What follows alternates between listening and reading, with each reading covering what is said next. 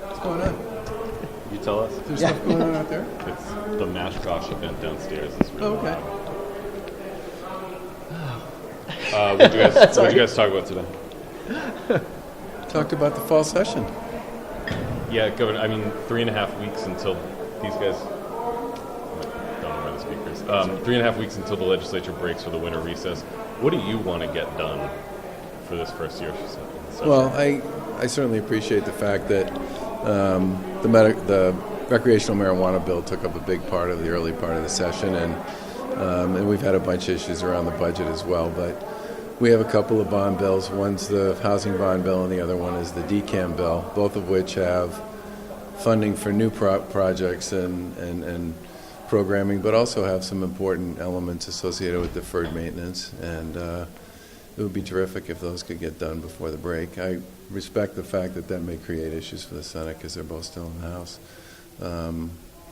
But I do worry, some roof caves in the middle of winter, some college campus, and we don't have the authorization. I'm sure you guys would do it on an emergency basis, but it'd be great if those two things can get done. So you're okay if they walk away in the middle of November without getting health care or criminal justice done?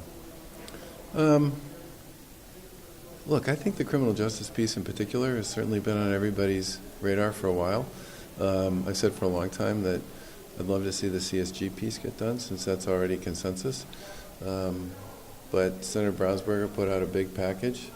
I know it's going to be scheduled for debate in the Senate in the next couple of weeks. I know that Representative Cronin has a bill of her own, which I believe the House is going to take up. I wouldn't be surprised if that makes it if those two things made it to conference by the time this session ended, or this part of the session ended. That wouldn't surprise me.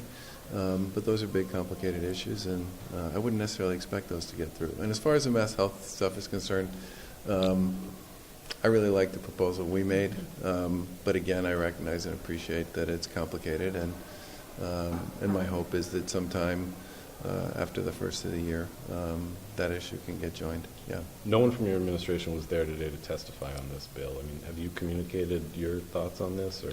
We generally speaking don't testify on legislation that's developed by other branches. I mean, typically if the Senate works something up and pursues it, or the House works something up and pursues it, I can't think of us testifying. We normally testify on our stuff, unless we get asked to come specifically testify on a particular bill that has implications and ramifications for us. Bill, though.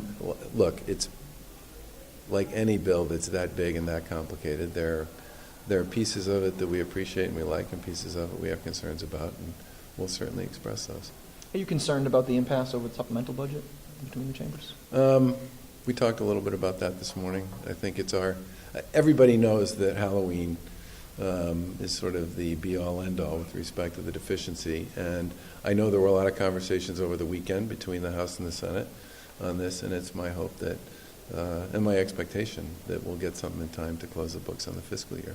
I'm sure the comptroller's made pretty clear to us that this is something we need to sign. We'll move really quick on it when it happens. Last question. Why is it proving so difficult to get something seemingly so routine done?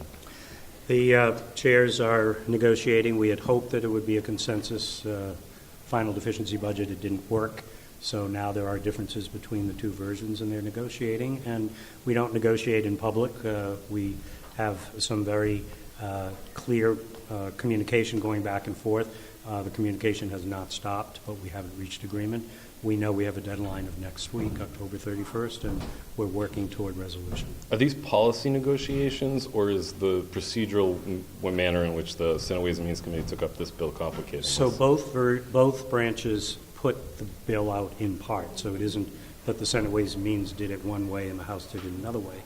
They both put the bill out in part, which is not uncommon. We do that a fair amount in both branches.